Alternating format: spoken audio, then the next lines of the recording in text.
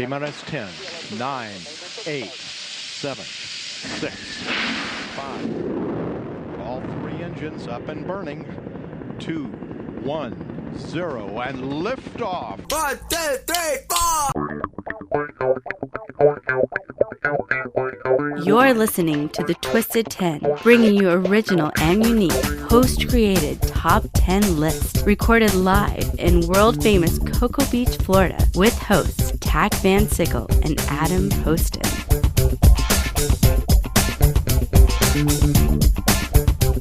Welcome to another exciting episode of The Twisted 10. Yeah. Okay, so I am one of your hosts. My name is Tach, and sitting to the right of me, as it always is, Yeah, boy. No, I'm just kidding. This is Adam. by the way, I hate it when people, like in videos, they go, "Hey, what's up? It's your boy Tach," or whatever. You're like, I hate that. Well, I was doing a Jay-Z. It's your boy. I wasn't doing a. Yo, what's up? It's your boy Jay Alvarez, guys. Y'all want to give a shout out to Lil Boosie? Yo, free Boosie. Trying to give a shout out to Mom Dukes. Yo, I love you, moms. Yo, free Tiny, love you, bro. Don't forget to say, yo, it's your boy. And they always say, "Yo, what up, YouTube? This is your boy." Like, it's so dumb. I hate that. World, stop! Oh, right, my. Oh, and Andrea is not here with us tonight. Andrea Joy not here Andrea tonight. took a little bit of a hiatus. So let me get this straight. It was her turn. Andrea's not here, Tack, and you bring some other girl in studio? All right. Well, no, I must say that the Tach is not the one that brought me here. It was Andrea Joy that got me here. Thank you. All right. Because it was Andrea's turn in rotation to do a top 10 list tonight. And by the way, anybody who does not know, this is your first episode listening to us, this is a podcast where we talk about any top 10 list, there's a different host every week. Usually it's with us, or we have guests come on, they bring their own list, and it's an original top 10 list that we break down, discuss, tear it apart, hack it, whatever, and it can be about anything. And so usually in our rotation between the four of us here on the show, it's Andrea Joy's turn, but It's supposed to be she her tonight. swore she's never doing a list again, and apparently she's sticking to it.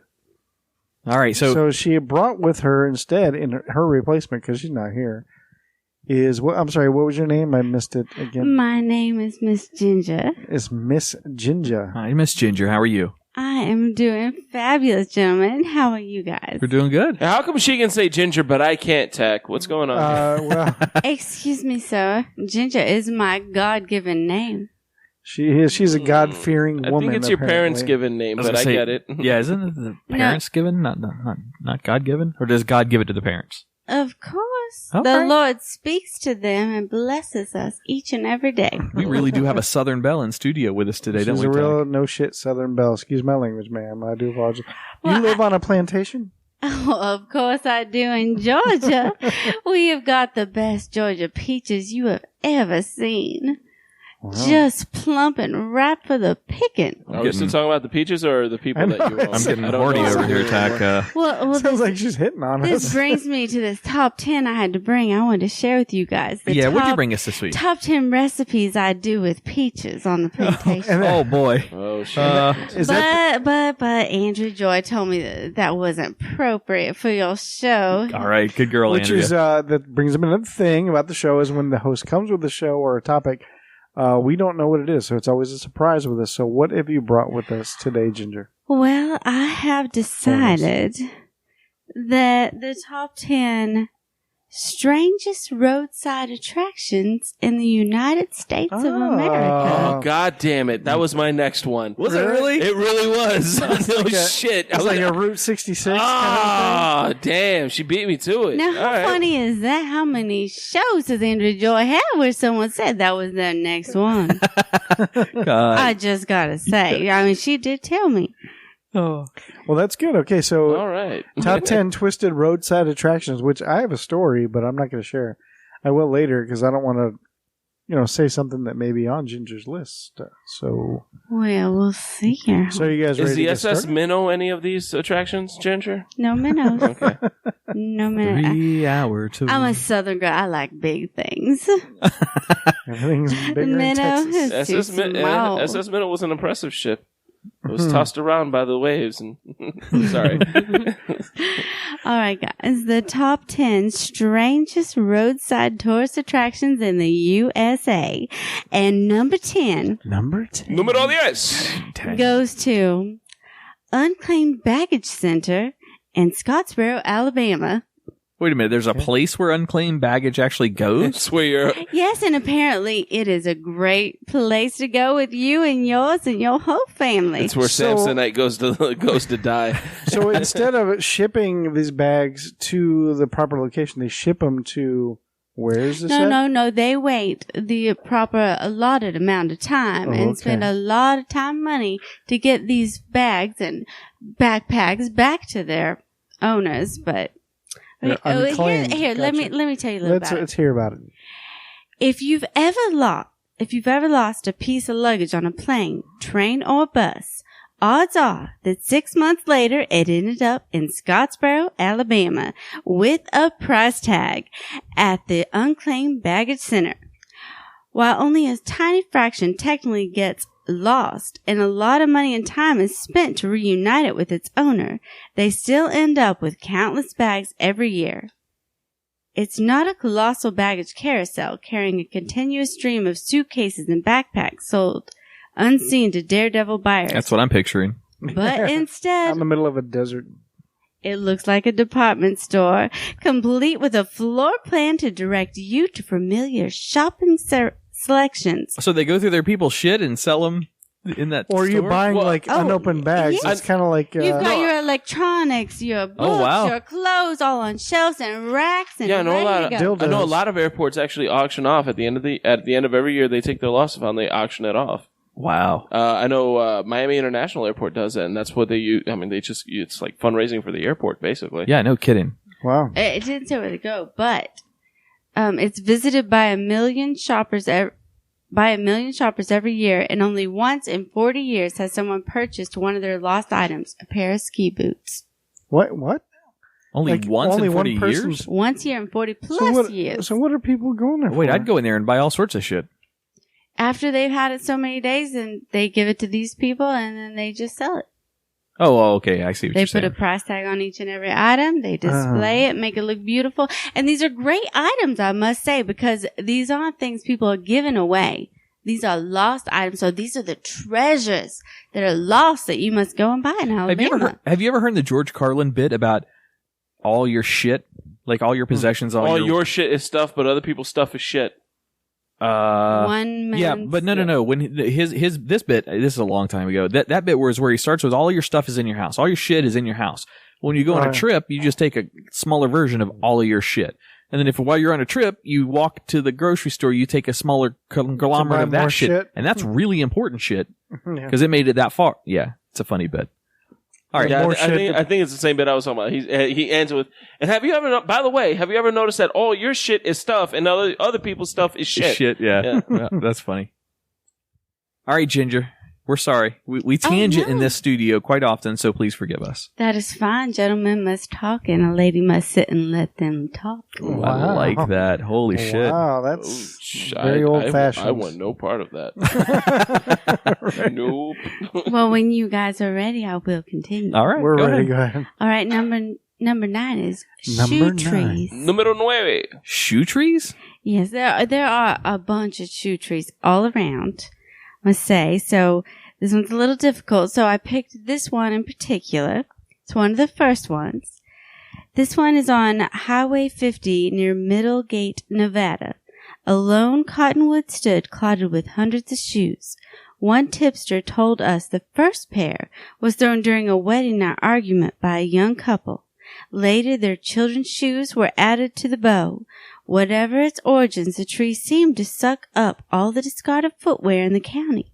Sadly, the tree was cut down by vandals on New Year's Eve 2010 and 2011. So people are just throwing shoelaces that are tied, like shoes with shoelaces that are tied together up into the trees? Oh, yes, and this tree was full of them for years and years. Oh, okay. So this was even on the news. I brought. See, where I come from, that's what gang members throw up on power lines so you know what gang ran that block. But this one was better because this one went into about the tree. says, here we go. Let me find it. With a Reebok gang. I just picture a kite-eating tree and some like bald kid getting really aggravated. It's when they were trying to figure out who cut down this shoe tree along Highway 50 east of Fallon. The decades-old cottonwood tree is located about 50 miles east of Fallon, just beyond Old Pony Express stop at Middlegate Station. Hold on. The tree fell next to a town called Fallon? No, it was vandalized and cut. Oh, I see what you're saying. It did fall, but it was cut down. So it didn't just fall down. This is murder. Tree murder. Anyway. Fur is murder. Leaves are murder. All right, the part that was interesting about this is the Nevada Tourism on Commission says the tradition started following an argument between newlyweds during which one tossed the other's shoes in the tree. When they reconciled, the other Reconciled. Thank you, guys. When they reconciled, the other reciprocated, and people that one you got. And people threw trees into. People threw trees into shoes. Oh, little bitty trees. It's the shoe trees, like the shoe horns. When they reconciled, the other reciprocated, and people threw shoes into the tree ever since. And they decided to have a memorial for this tree on February 13th at 2:30 p.m. when this happened in 2011 when it got cut down. This was a very special tree. Sounds like it. So it wasn't just shoes thrown up there. When people threw them up there, it was symbolization of coming together. So wait, were you reading the eulogy for the tree? Is that what was Yes, that might have been, yes, yeah. that was the eulogy. Yes. That's interesting. Murder. Death by murder. It was a lovely Which is a movie I heard of earlier today. Number 8. Number 8. The Thing. That's it. That's the one I was going to tell a story Arizona. about. Yes. Okay. I've been there. Like, when I was on my way. Don't steal her thunder. I'm not going to say it. Don't establish yourself as the alpha ginger. You let her have this. No. I'm not going to say what it is or What anything. a true gentleman you are, my knight in shining armor, coming to my rescue of this vandal who must have been born in the fields. I'm not going to give away anything what it is, but I was driving from here to Vegas and back. And so there's like a billion billboards for this thing. That's all part of the story. Oh, okay. Let her tell the story first. I wasn't going to say it. All right. Let her tell it, and then you can give your personal take. Stop trying to steal her thunder, man. I love it. The Thing in Dragoon, Arizona. Mystery of the desert reads on a billboard. Seeing is believing, explains another. Driving on Interstate 10 between El Paso, Texas and Phoenix, you'll spot 247 of these signs within a 200-mile span of highway. They're designed with the look of an early 50s horror comic, a look that tends to stick out against the flat brown terrain surrounding them. And for more than 50 years, this good marketing strategy has worked. It leaves the travelers brain muddled and unsatisfied with only one thing to restore their minds back, going to see about the thing. Bullen began its operations more than 100 years ago in New Mexico, 1912, by trading with local Native Americans. It was officially incorporated in 1953 after decades of expansion.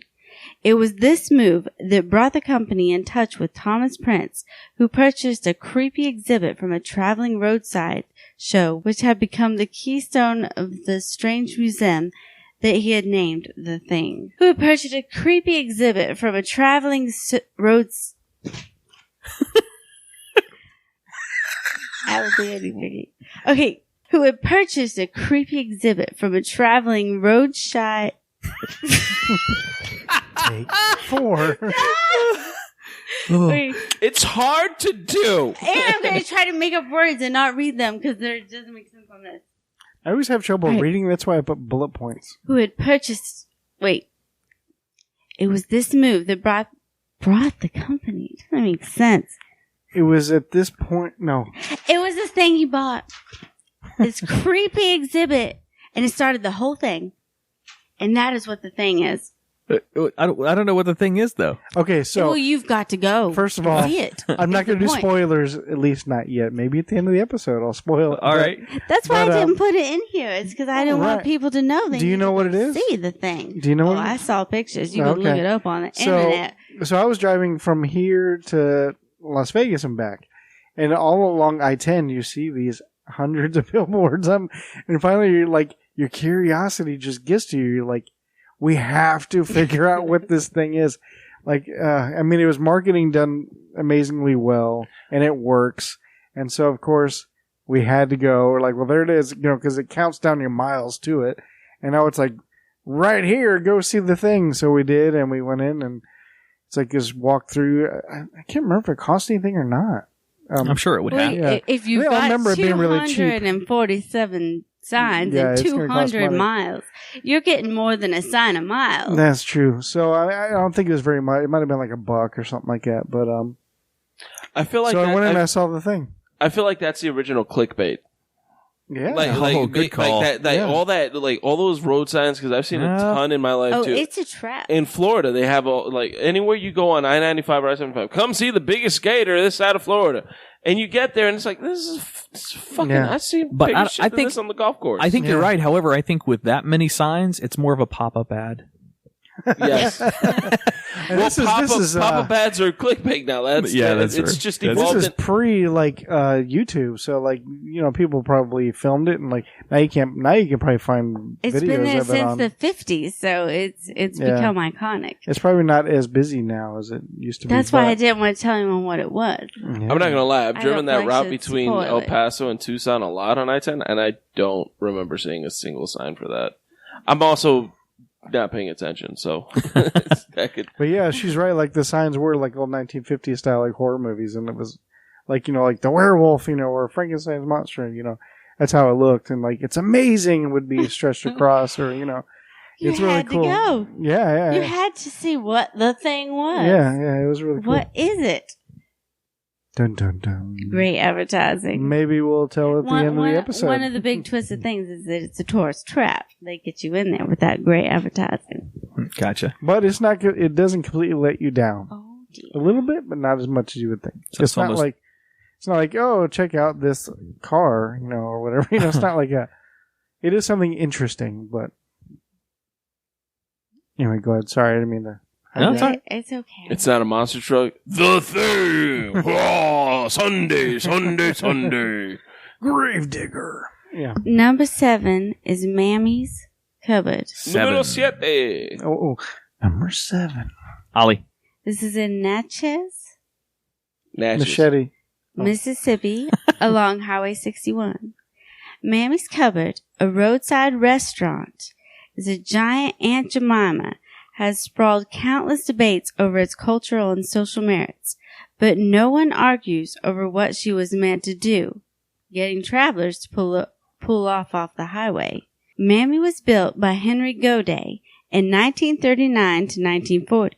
He had a gas station and wanted a roadhouse that would capitalize on the then current craze, Gone with the Wind. Roadhouse. One tale is that Mammy was designed as a white Southern belle. Her shape does seem more Scarlett O'Hara than Hattie McDaniel.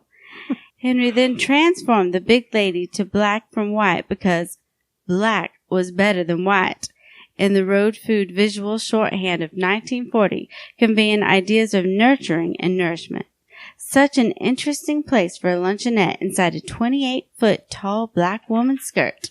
Oh, wow. That took a twist at the end. Oh, that's like there's a hotel in South Beach called the Delano. And if you walk into the lobby, it's designed to look like what's under your parents' table. Like the chairs look like jacks, like when you Oh, bounce really? the ball and pick up jacks. And they even have the columns look like table legs. Like the columns, That's cool. support columns. So it looks like you're underneath the table. So the whole, it's exactly what it is. It's like you're supposed to feel like you're a little kid playing under the table. That's pretty cool. So that's pretty cool. That's also a concept of the restaurant. like Aunt Jemima. I'm in Aunt Jemima's skirt. I think Aunt Jemima is at the racial sensitive area now. Well, we've What? determined at my workplace that Cholula, the lady, Yeah, in the it's a great Bob, Cholula. she is the Aunt Jemima of the Latin American community. We have Betty Crocker. So I don't know. We have Betty White. White guys win. I'm just saying, we have Betty White. Oh, I'm not gonna lie. My bucket list for boning, because that's a word we use, is still between Betty White and Maggie Smith. And Maggie Smith? Yeah, because you gotta get the other side of the pond. Oh, yeah. okay, go ahead. All right, you guys ready for the next one? Yes, ma'am. Yes, we This are. is Ginger. number 6. Numero Number 6. Octavia Hatchard, buried alive in Pikesville, Kentucky. Octavia was 20 years old when she gave birth to her first child, Jacob, in early 1891. Jacob died almost immediately. Octavia sank into depression and then a coma. She died during a hot spell, May 2nd, 1891, and was quickly buried. And then it was noticed that other people in Pikesville were falling into swoons, but not dying. The mass swooning may have been caused by a mosquito-borne encephalitis or gas escaping from a coal mine. Wondering if she had been buried alive, they went to dig her up. Her fingernails were all bloody. The lining of the coffin was shredded, and her face was contorted. Oh, my she God. had been buried alive. Wow. Octavia was the daughter of one of Pike County's elite families. Her husband James owned thousands of acres, making his fortune in timber and coal. While the story made for juicy gossip, actually reporting it could have been seen as bad business decision for anyone involved. So a year later, after her death, James had a life-size marble statue of his wife built atop a hilltop grave. So you're going to visit this statue? Yes. And later he built the Pike Hotel in a spot where her statue would always gaze and watch over him. Later making a hotel with a museum of local artifacts, including the photograph of Octavia's statue as well as his own custom-built coffin designed to prevent him from being buried alive.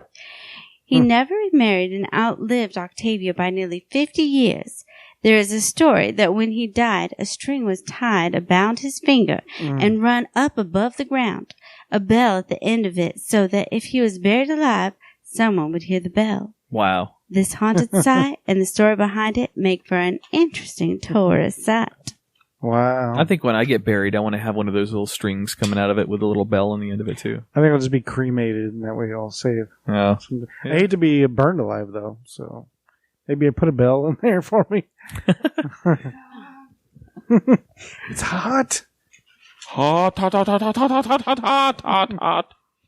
All right, that was the top 5, guys. So we'll take a little break and then we'll continue with the last 5 of our All right, sounds strangest good. roadside tourist attractions in the United States of America. Sounds Very good. I'm cool. excited. You got to get like a teaser for the next 5. There will be 5 of them.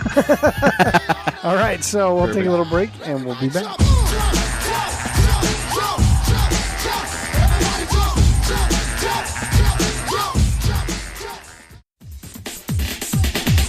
Hey, it's Adam. If you enjoy the hosts or the content of The Twisted 10, be sure to check out our other show. It's called Living Podcariously. While The Twisted 10 may get crass and explicit occasionally, it holds no water to Living Podcariously. We do get a little bit more rough and raw on that show. We have a lot of fun producing it and have had some awesome guests. And as always, thanks for listening.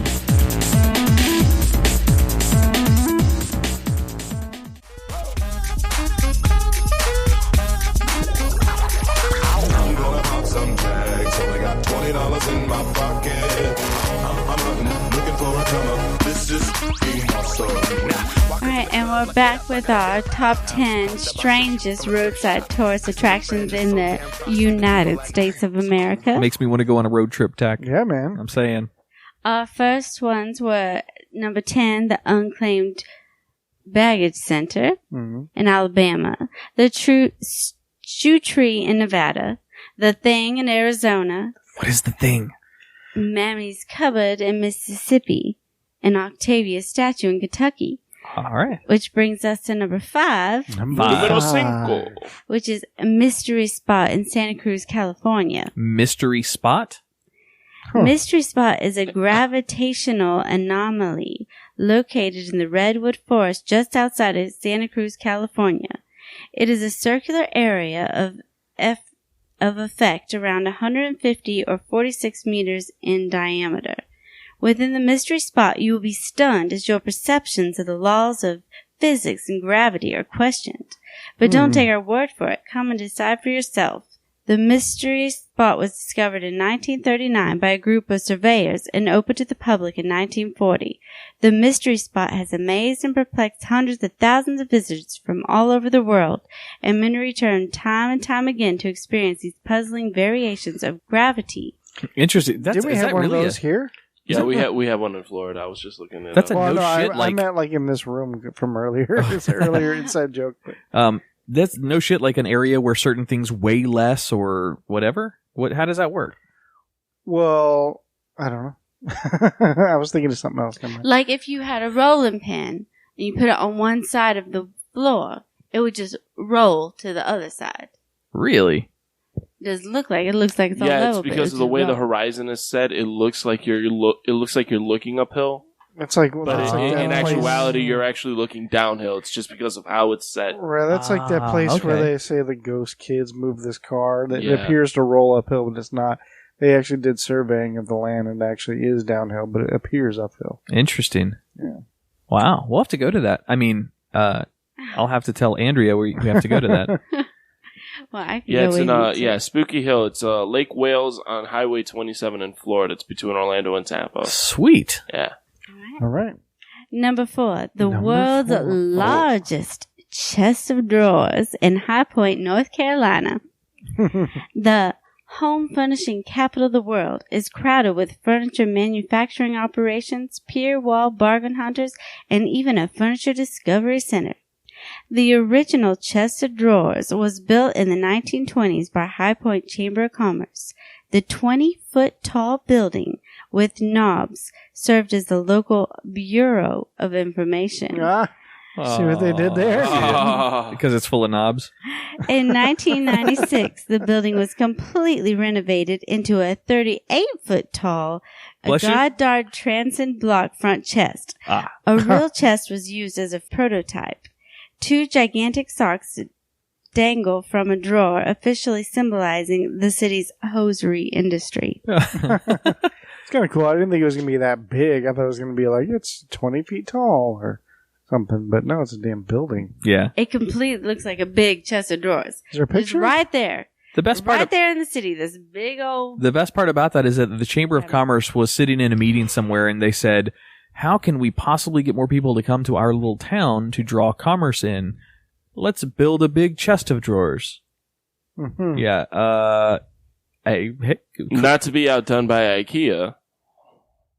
what did IKEA do? I don't know. It's Oh, just, okay. I just laugh if it's like an IKEA chest. It's, like it wasn't construction workers. It's just a bunch of guys trying to read Swedish. I found a picture of it. It's this right here. Oh, that is pretty big. Pretty yeah, cool. I feel like that would take a while to assemble. No kidding. And like all IKEA, no tools were used, so it's a death trap. Yep. All right, number 3 is Numero tres. the 3. Beer Can House, a Houston This is landmark. my kind of place. Beer can. Oh, yeah. John Milkovich, a retired upholsterer from the Southern Pacific Railroad, started his project, now known as the Beer Can House, in 1968. John Yeah. Malkovich? Should have gone out. I caught that too. Like the actor? There he began laying thousands of marbles, rocks, and metal pieces into concrete and redwood to form a unique landscaping feature. When the entire front and backyard were completely covered because he got sick of mowing the grass, he turned to the house itself and began adding aluminum siding. Beer can siding, that is. Oh, jeez. Over the next 18 years, the house disappeared under a cover of flattened beer cans for both practical and decorative reasons. Oh, man. Garlands made out of cut beer cans hanging from the roof edges not only made the house sing in the wind, but also lowered the family's energy bills. Ripley's, believe it or not, estimated that over 50,000 cans adorn this monument to recycling. John considered his work an enjoyable pastime rather than a work of art, but he did enjoy people's reaction to his creations. He said, It tickles me to watch people screech to a halt. They get embarrassed. Nice. Sometimes they drive from their block a couple of times. Later they come back with a carload of friends. Not so much recycling it is repurposing. So. Yeah. So these are all the beers he drank? It didn't specify, but I would think so over that movie. Hopefully he charges admission to see it and gives a donation to the American Liver Society. Just saying. He also holds AA meetings there as well. So. Nice. Inside a beer house. And number 2. Numero dos. This is from our good friend Andrea Joy's home state, Oklahoma. Oh, wow, Oklahoma. Okay. The cow chip throwing capital of the world. Oh, boy. In Beaver, Oklahoma. Beaver, Oklahoma. That's awesome. Oh, and the town of Beaver should be proud of its undisputed title, Cow Chip Throwing Capital of the World. It is here that the World Championship Cow Chip Throw is held each April. Ooh, Yes. that's gross. Now, Yes. King Cow Chip, a leering cartoon of a dried fecal wad wearing a tilted crown, is the town's registered Wait. trademark. Wait, is this Mr. Hankey's dad? Oh. But he's round. This dried in the sun king has brought gross. notary and prosperity to Beaver. Whatever. All right, hold on. I think we got enough of this. Hold on. So so there's a town named Beaver, which, let's admit, Gillette is probably very popular there. And they worship the cow chip god, which is a dried up piece of cow pie. Cow dung, yeah. Cow shit. Let's So this say just what it goes is. to show you that anything in Oklahoma is entertaining. But okay. This is true though. The King Cow Chip's royal entourage keeps the claim alive, cranking out commemorative gift boxes of cow chips, entertain foreign dignitaries, and dragging the Beaver trailer around town. Trailer. That's just hard to say. This is foreign nationals are coming. I'm never going to complain about being from Claxton, Georgia again. I would never once complain about my mom's family again. When the team from Roadside America went in 1994, Randall Campbell, then mayor of Beaver, was obligated to greet them with open arms, not to mention some gift box cow chips. He assured us that he had only tossed a chip once before, yet his mean curve pitch at the Sony Handy... I don't know. No. Sony did not sponsor this. There's no way. At our No, I don't believe it. Handycam betrayed a suspiciously practiced skill. Oh, yet his mean curve pitch at our Sony Handycam betrayed a suspiciously practiced skill. He tossed underhand a frisbee flick, pounding off the bumper of a car on the opposite side of the wide paved main street. I think that's my mother-in-law's car, he said. In 2015, the old world record cow chip toss was shattered by novice Drew Russell, who entered the contest on a whim and hurled his chip 188 feet and 6 inches into his mother's car. Jesus Christ. Wow. So we celebrate by throwing pieces of cow crap into our mother's vehicles. Yep. And the mayor of Beaver gives away commemorative cow chips. Mayor of Beaver, by the way, named Randall Campbell. Yeah, I was going to say Yes. Randy something. How yeah. are you not a politician with that kind of a name? Like your slogan's right itself.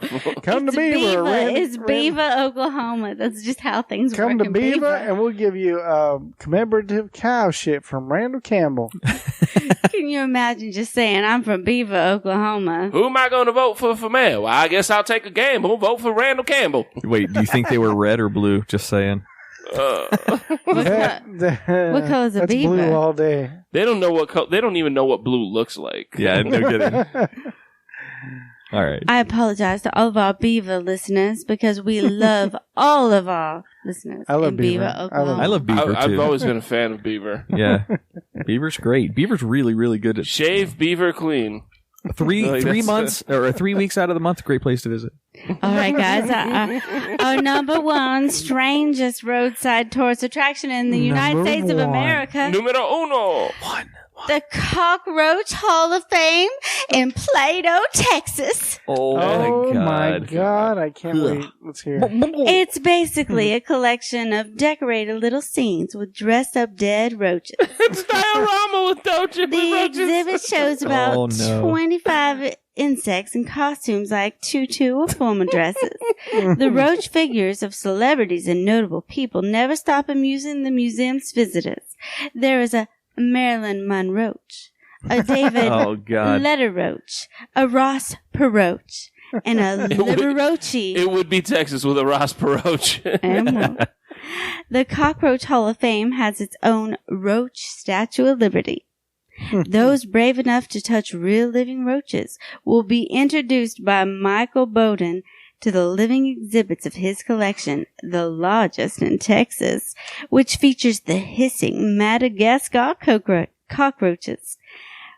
When they die, they become decorations for their owner's hat.